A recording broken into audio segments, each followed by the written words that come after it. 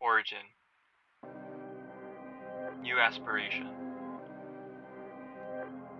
New ambition. Same purpose. Chase supremacy. Us. Against the world.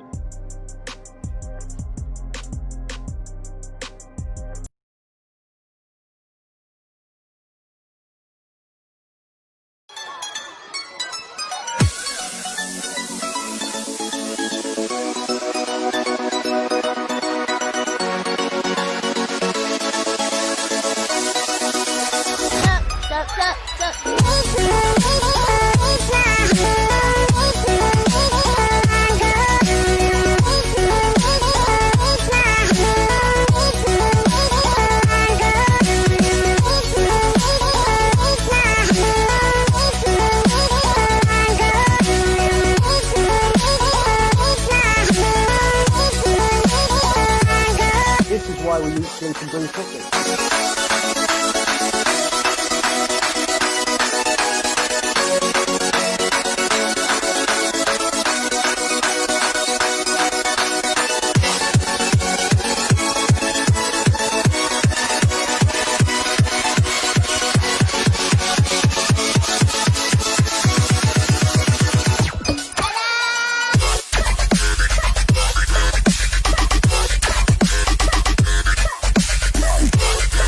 And David Debelia of What's Up Football and Formula One Show, Kent Garcia of Huddle PH, and our special guest for tonight, Sir Paul Murphy of Thai League Central. He's a content creator there, and he was also part of ESPN FC as their Thai League or Thai football correspondent. So, gentlemen, thank you so much for joining us. I just really would like to start off with you, Paul. Thank you for joining us. I know that it's evening there as well in Thailand, and you might be busy, but thanks for making some time for the show. No, thanks very much for inviting me on. It's always good to have the opportunity to discuss football within a Southeast Asian audience, particularly, and to promote Thai football and Filipino football at the same time. All right, thank you so much, Paul. And also, I would just like to check on my two colleagues out here. First and foremost, Dave, how are you out there in Italy? It's cold. It's super cold, and that's why I'm just trying my best. If you see me once in a while, just putting the hoodie because I'm just trying to, hit myself. The heater here is not really working, so I just gotta tough it up and just do it. All right. Well, thank you so much for again showing up. Kent, how are you in this fine evening here in the Philippines? It was a little rainy the whole day here in Manila. Yes. But despite that, we had a productive day earlier. And I'm looking forward to an interesting episode tonight, featuring someone who is already an integral part of was already as an integral part in covering Thai football. All right. Thank you so much, Kent. Well, um, also, I would just like to put out a word out there for our dear friends who cannot join us. Tita Saiza Cabanlong of Tita Kicks and the Ultimate Fana podcast. Please get well soon. Also to Glenn Casas, we're here with you, brother. We're always here if you need our help. Don't worry, we're just a message away. And to our dear friends out there in Bacolod, specifically, if I'm not mistaken, the northern part or the southern part, they are experiencing troubles as well due to the typhoon, if I'm not mistaken. So I hope you're all doing well out there. Tita Sai is gonna reach out to one of you guys out there to do some or give you some help. So yeah, that's basically about it for the other or the extracurriculars that I do have. But focusing on the topic at hand, Filipino football players in the Thai league.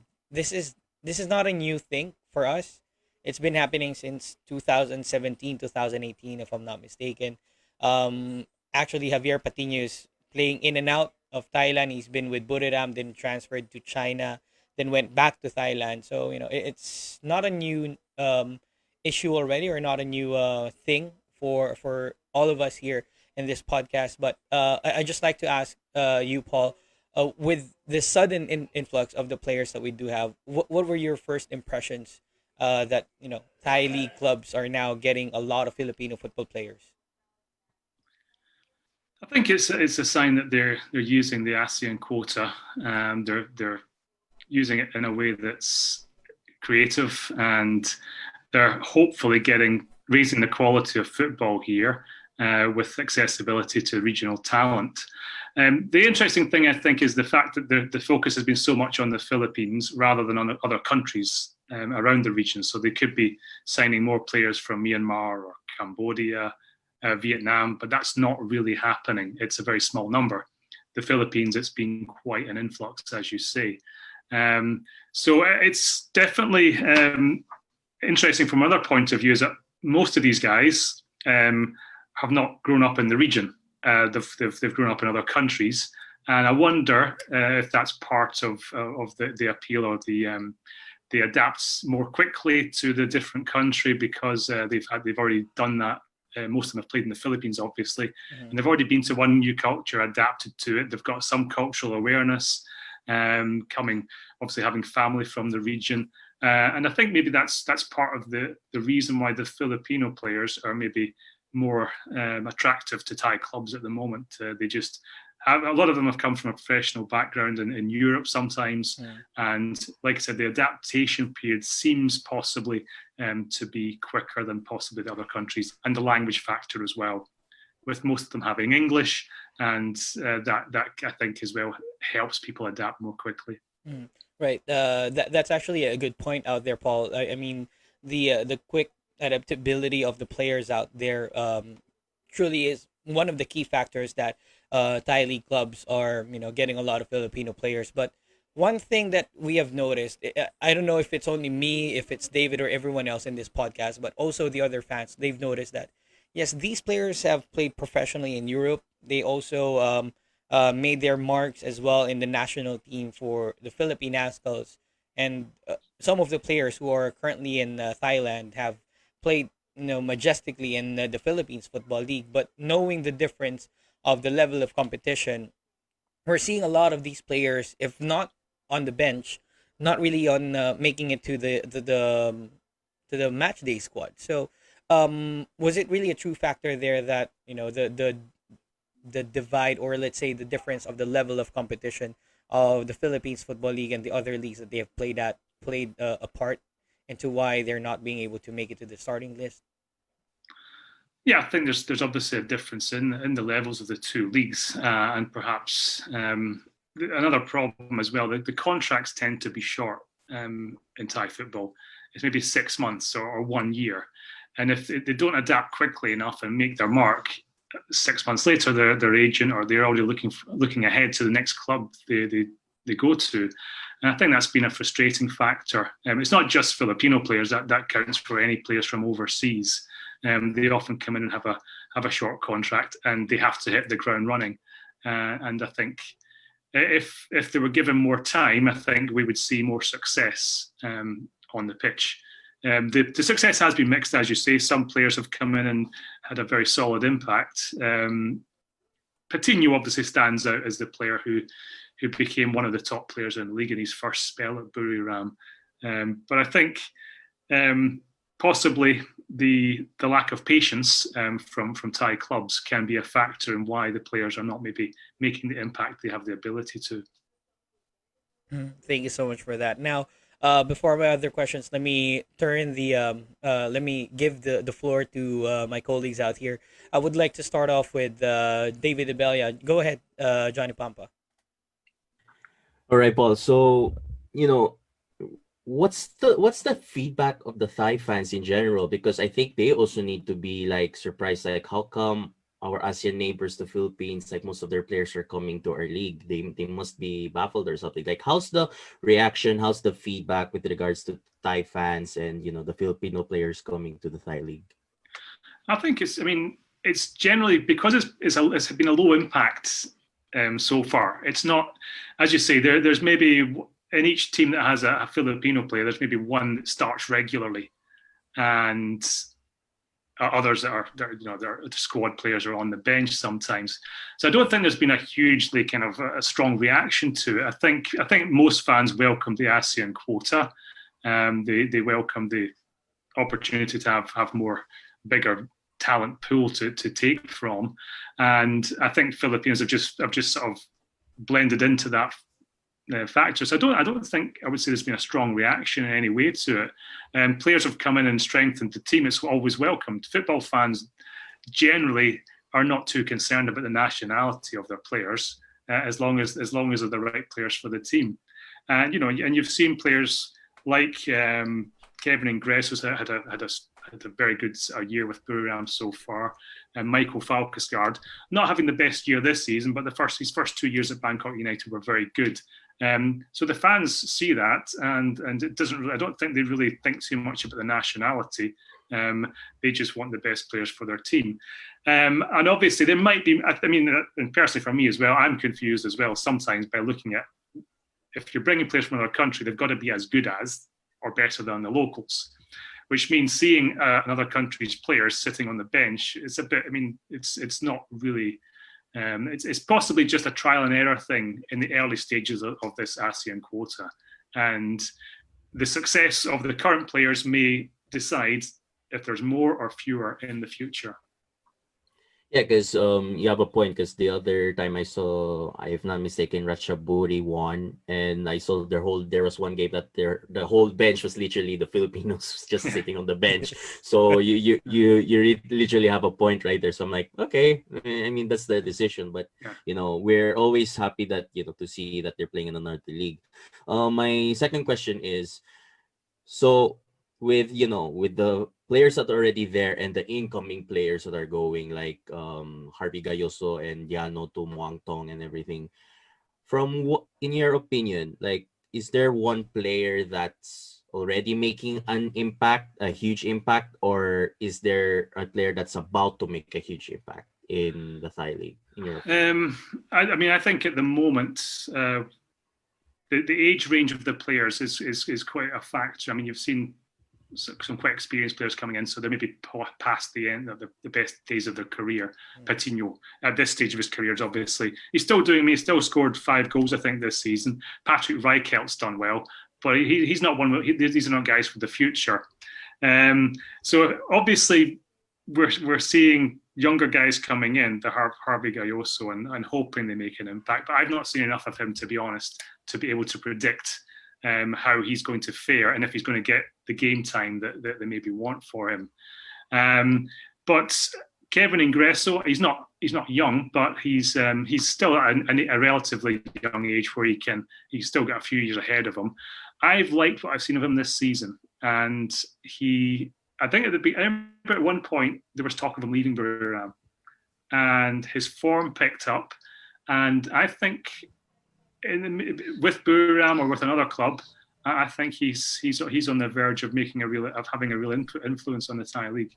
One of the top players, I don't know, but certainly a solid squad member. I like what I've seen also of Ian Ramsey. He's been with 2 clubs now, and he's a regular starter.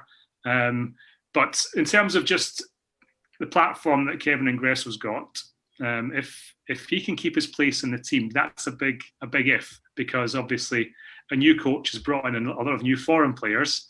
And if he does end up being sidelined, I'd like to see him go to another club, because I think he can certainly make an impact there. He's a talented guy. He can score goals. He's a good passer. I think he's definitely, this year, I think he's been the strongest. All right. Thank you. I think that's all the questions I have. Bring it to my next colleague, which is Kent. Kent, it's your turn. Hello, Paul. Good evening to you. We're pleased to have you here. We're just curious really about many Filipino football fans here have been, assessing the reasons why Filipino players are going to the Thai league, and some said that it is more about the financial capabilities of Thai clubs to pay their players. It's one of the highest in Southeast Asian football. Do you have a clue on how much ASEAN quota players can make in a year or in a month for the reference of those who are watching us tonight? Having access to that kind of information is quite difficult in Thailand. Clubs don't tend to publicise salaries too widely, so you're looking at a best guess here in terms of what they might earn, and a best guess would probably be at the lower end, about 200,000 baht a month, possibly, if you can calculate that into an more international currency, and at the higher end, I'd probably imagine up to 700,000 baht a month, potentially for somebody that's in a stronger position. But that's, like I said, it's a best guess. It's decent money, but as I understand it, I mean, I did discuss this. Ceres apparently we're paying quite high salaries as well. I'm not sure how that is nowadays, how it compares, but certainly they get a reasonable salary. Certainly not up there with the top European leagues, obviously, but I think that would be my best guess. How accurate that is, it's difficult to say, because we don't really get full access to club accounts in that way. Yep, I just computed that 200,000 Thai baht and converted it to Philippine pesos, and I got here 319,960 pesos a month. At the lowest. So for your reference, Paul, in that amount here in the Philippines, only star basketball players have the capacity to earn such amount Right. Okay. in a month. Yep. I mean, like Even I said, it's a best guess, and I wouldn't be surprised to hear people earning less than that.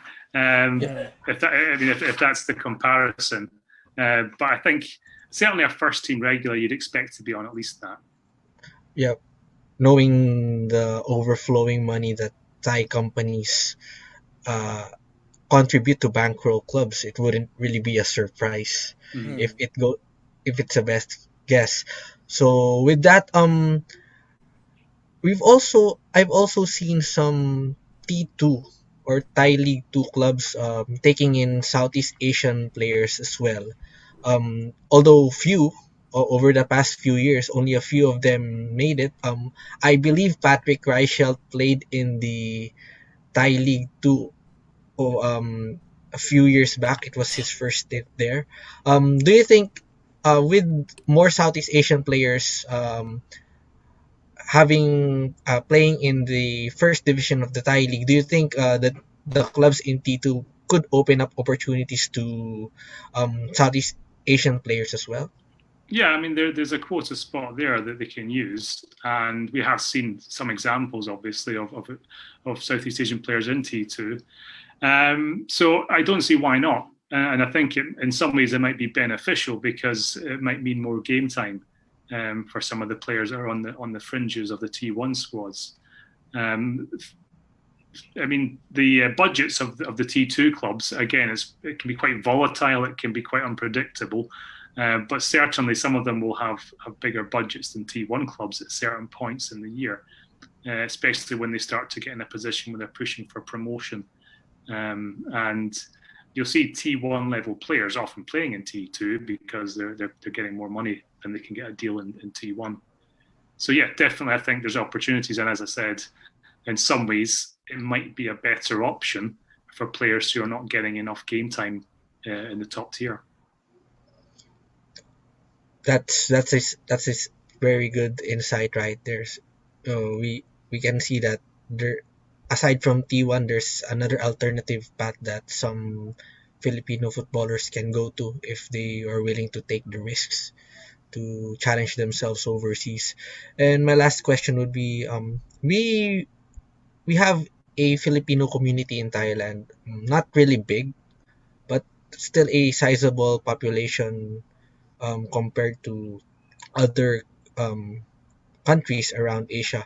With this move by Thai clubs to recruit and sign more Filipino players, have you seen some instances where some overseas Filipino workers actually you see some OFWs in the stadiums watching a game or getting more curious about Thai football as a whole?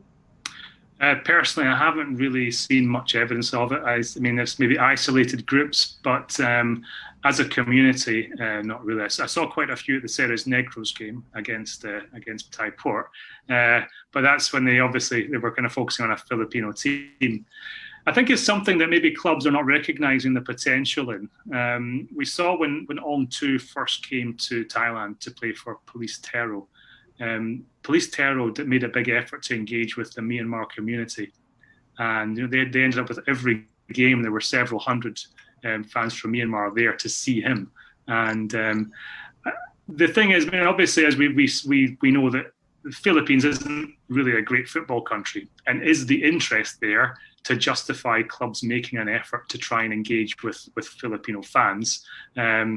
It's definitely worth trying, especially Ratchaburi. I don't know how many of the overseas community are in Ratchaburi, but certainly with that number of Filipinos in the squad, you would think even if they can just bring 100 extra fans in every week, it could be worthwhile in terms of the profile of the club.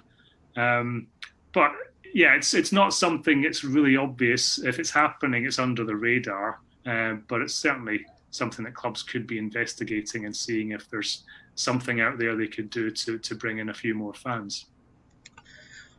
Yep.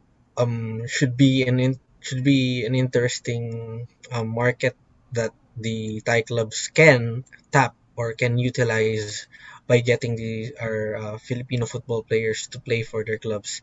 That's all from my end, Paul. Thank you, and we'll bring you back to Tito J.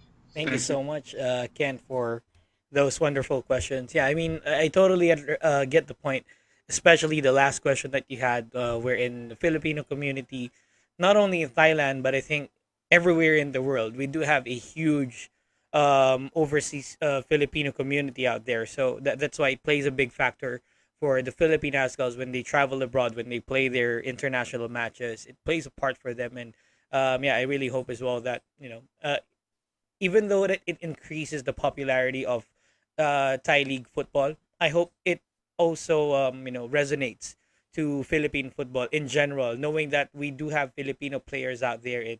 We have 5 players in Ratchaburi. We have 3 right now in Muang Thong, and then we have a couple more in other clubs. Yeah, I mean that's really gonna be a big factor now. Some of our colleagues who cannot make it tonight also sent in their questions. From our friend Saisa Kabanlong. Here's her questions.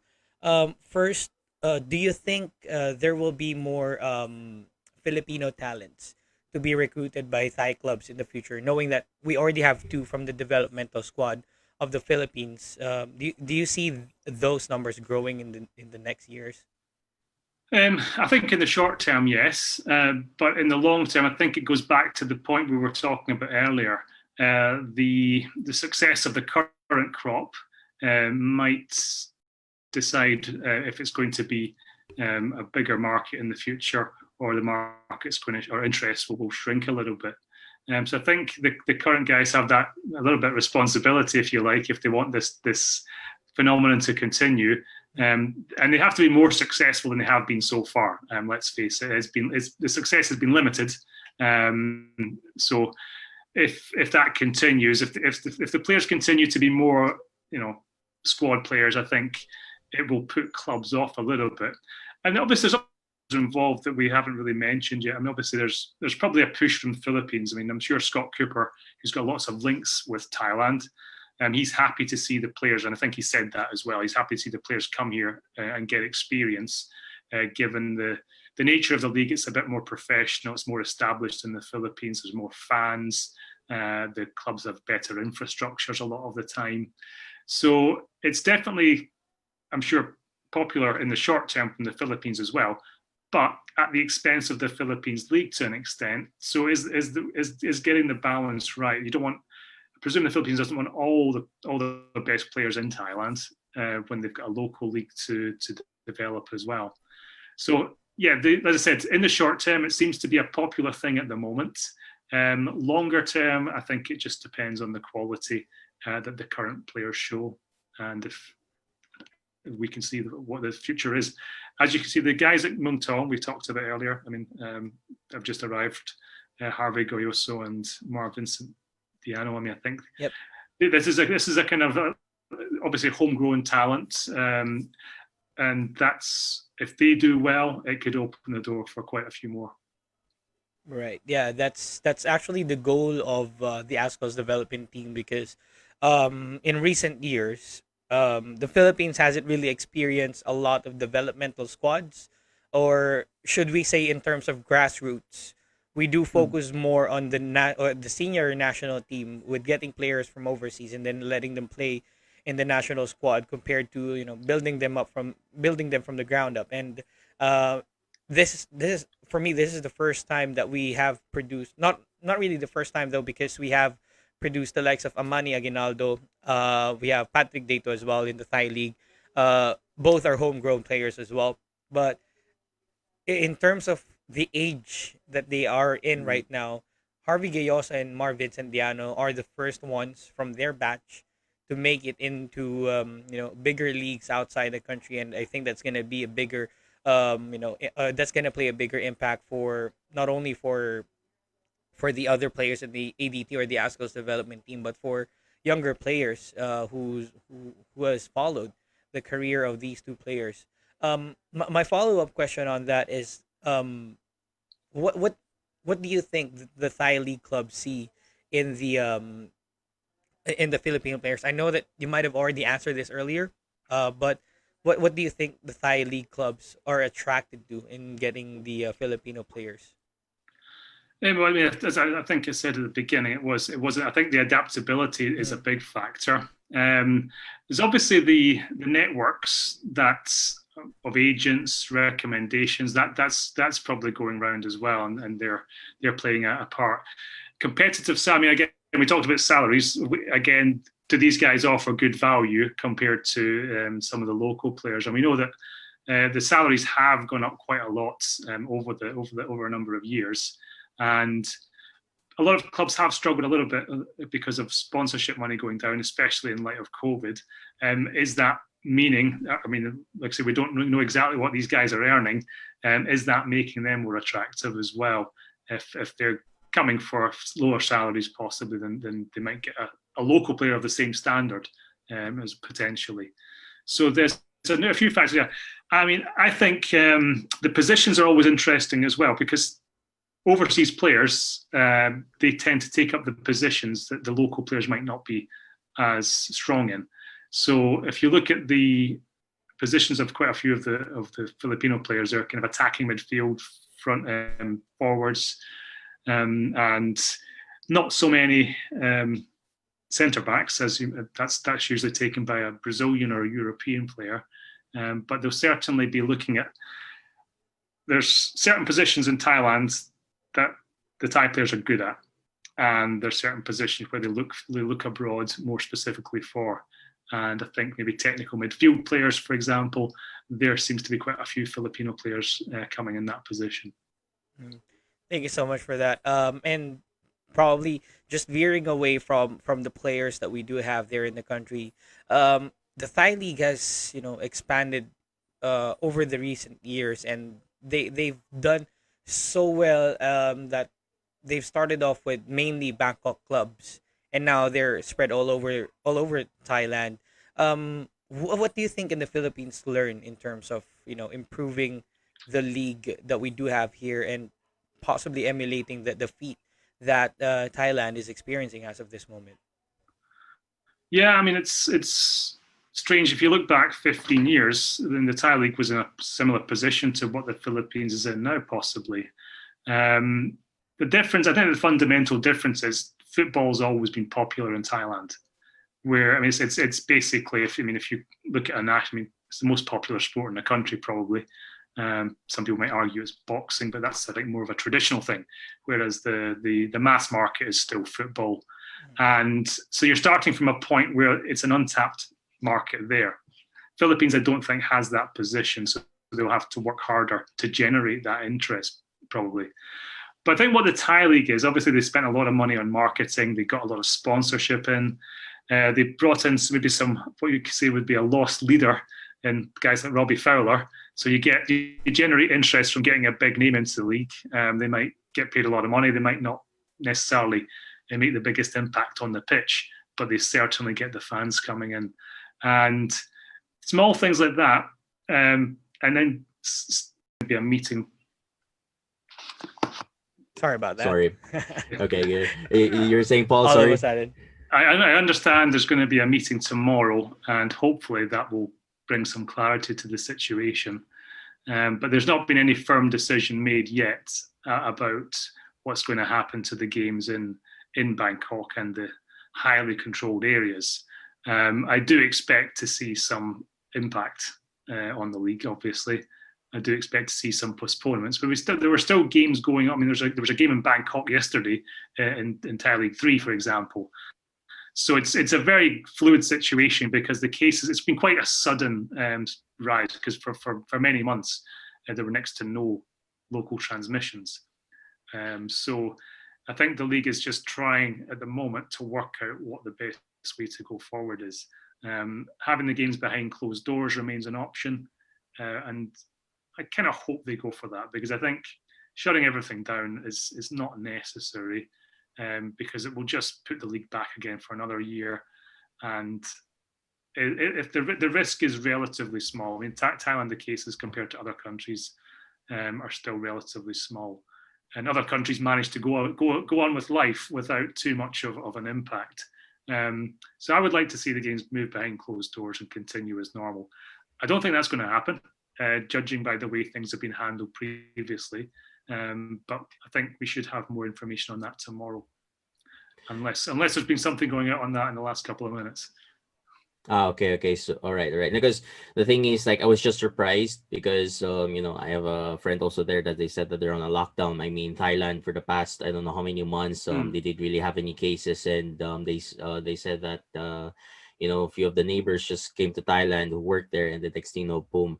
I mean, it would be a pity if it would stop because I mean we're 15 to 16 matches in the Thai league. I mean, it wouldn't make any sense to stop it all and just reward BG Patum with the title. I mean, it wouldn't make sense because Port FC is almost. I mean, Port FC still have a chance. I mean, they're I think 34, 36 points. A few points just behind the. How do you say? Just behind BG.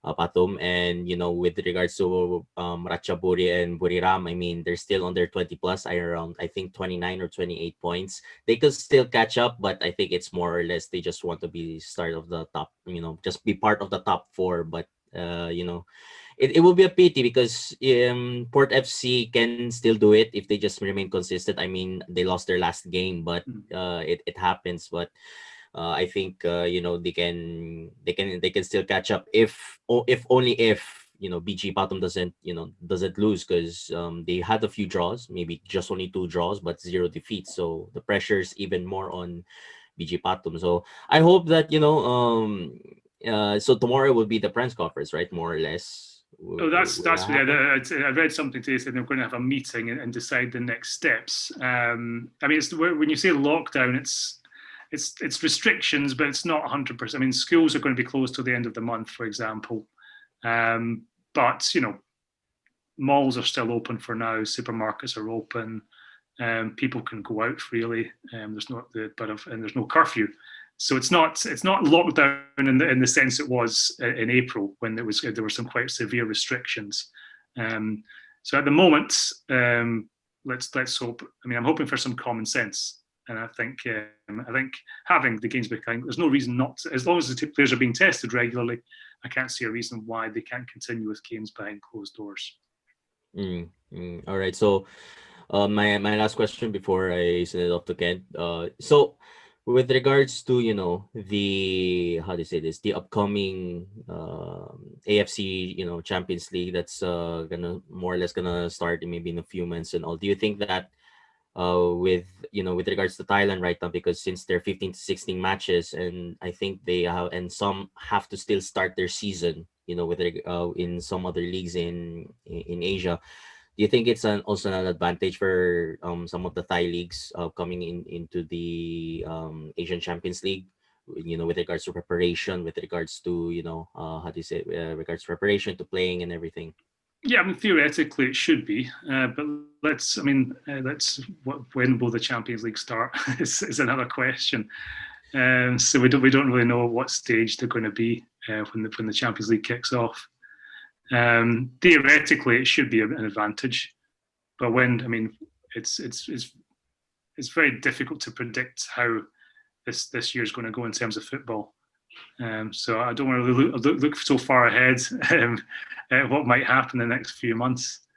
But yeah, usually, obviously, you start the year and everyone's in the same position where kind of teams are struggling for fitness. But if you're halfway through your season, I think you've definitely got an advantage. Yeah, okay. I think that's let's just hope for the best, I mean, let's hope that in 2021 we could, hopefully with vaccines coming out and everything, and let's just hope for the best for this year, and we hope we can see more, we can finally see, more football than the last year. So yeah, I think I'll pass it to Kent if he has any questions or how do you say this, or any clarifications. Go, Kent. Um, there are already no questions left on my end. It has been an insightful exchange of conversation so far. I'm just really excited about the prospect of seeing more these Filipino talents get more chances playing in Thailand, especially Harvey Galesa and Mardiano, because they are homegrown talents. Yeah, as per um what Paul has said earlier, if they do well, considering that they're homegrown talents here, they don't have experience in foreign clubs prior to signing with Muang Thong, it will open up a lot of opportunities for other homegrown talents that if they can do it, then we can do it as well. Just hoping that well, we don't know what will happen.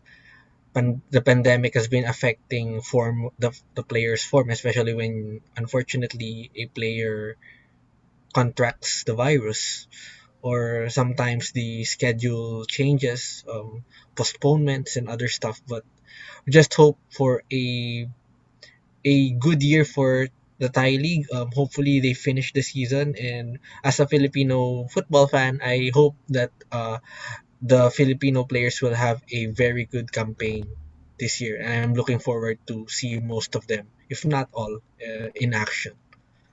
All right. Before we go ahead, there's also a question Yeah, from from a Luke. fan, from Luke Transporto. He says, I think it "What was are?" already answered earlier. Well, But yeah, I'm gonna ask it yeah, I again. mean, yeah. What are some practices or Thai culture towards football that you think other countries can learn from in order to promote the sport more?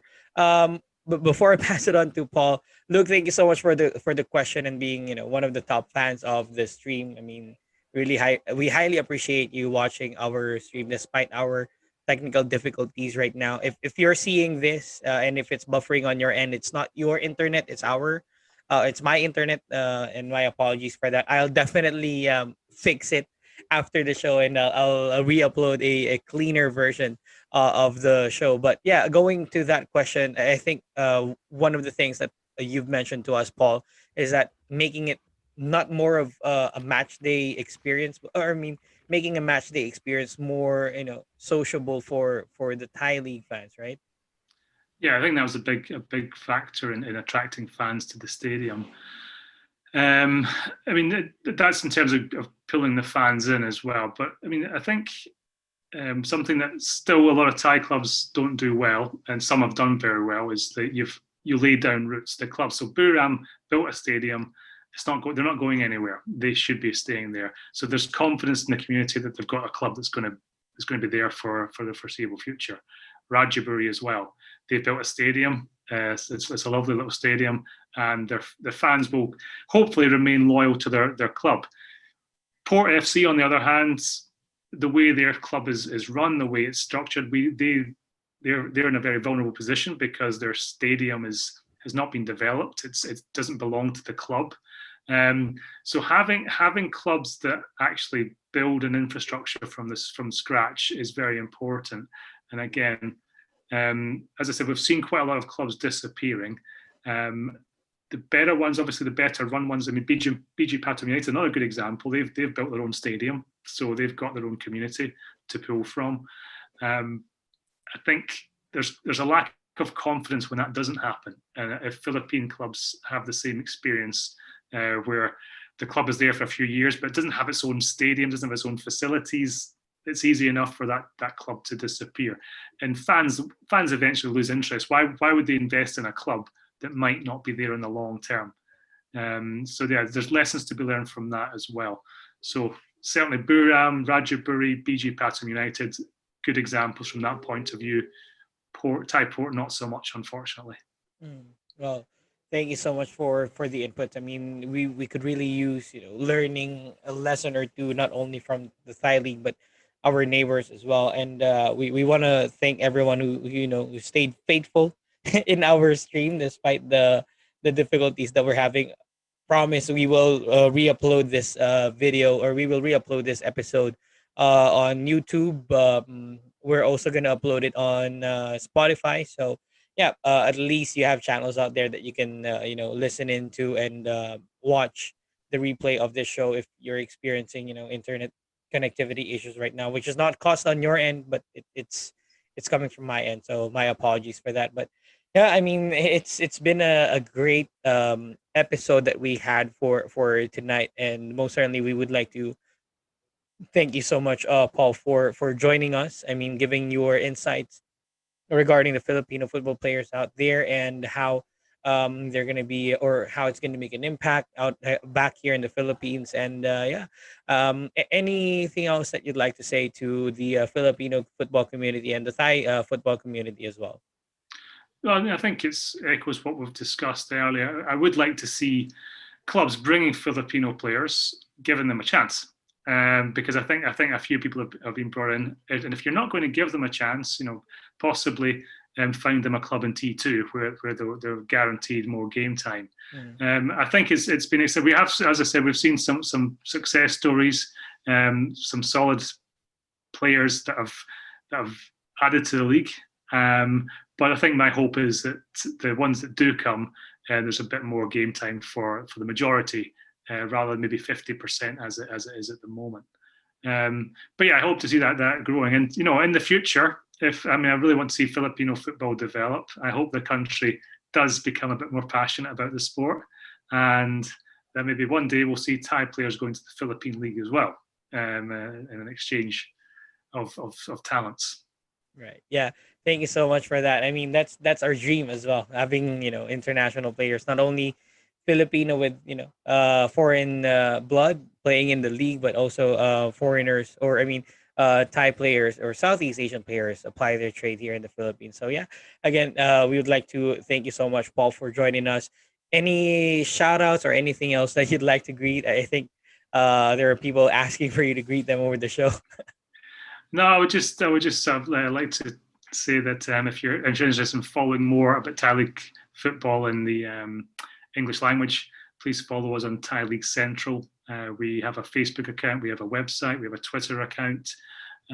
So please look us up. And I work with three very talented young journalists, Gian, Ob, and Talau.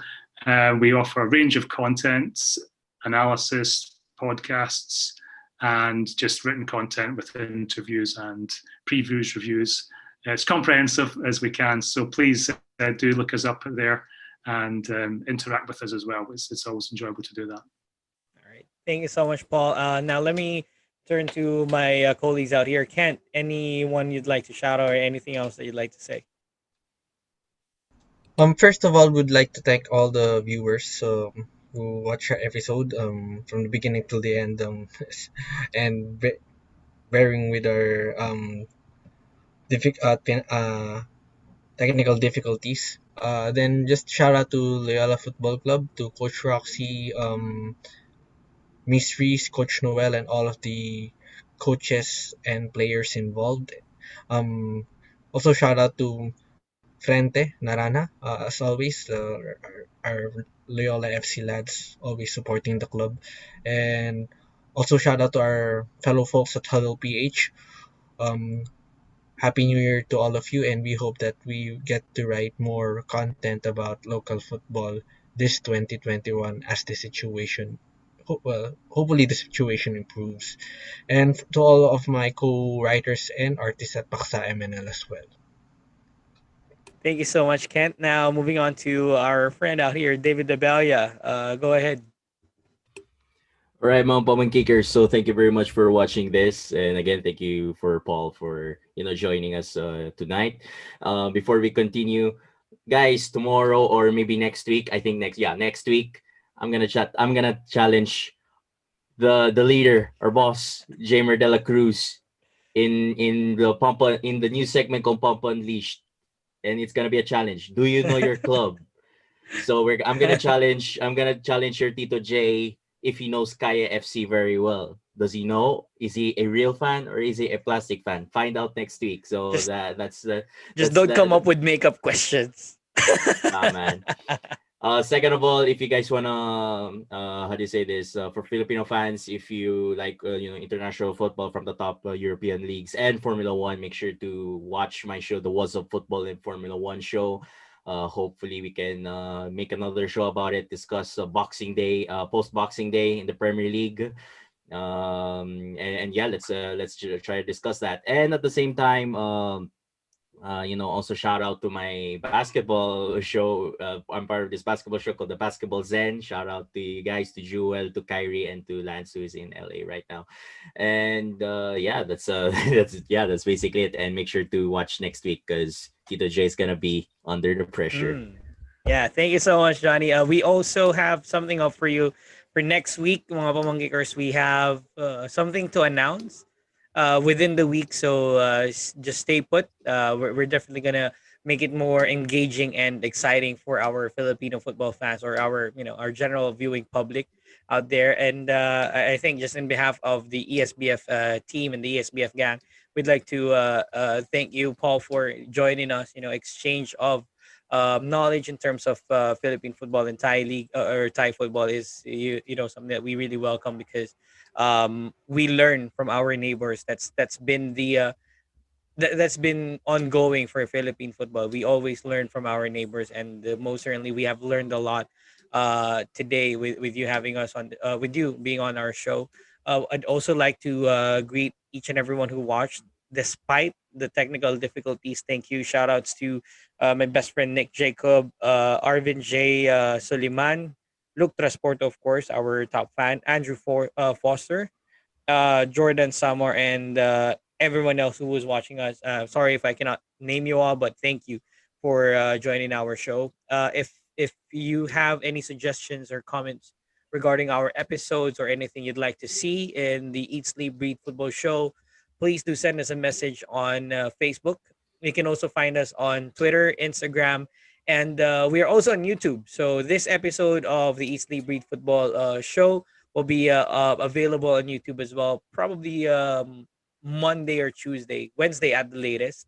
And we're also going to make this available through Spotify. So, yeah, I mean, more platforms for you to enjoy, more platforms for you to catch up on. I mean, make sure you subscribe. Like, don't just let the subscribe button be red. Click it, make it Yeah. gray, and don't forget to also click the notification button also.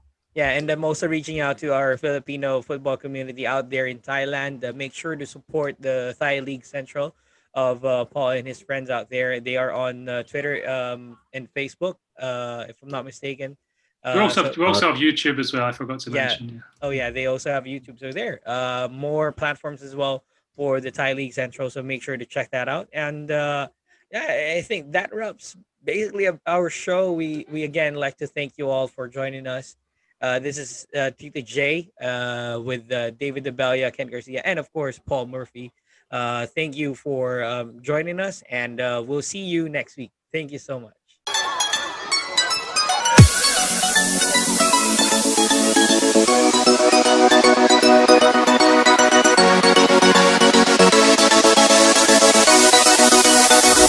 Sup, sup, sup, sup.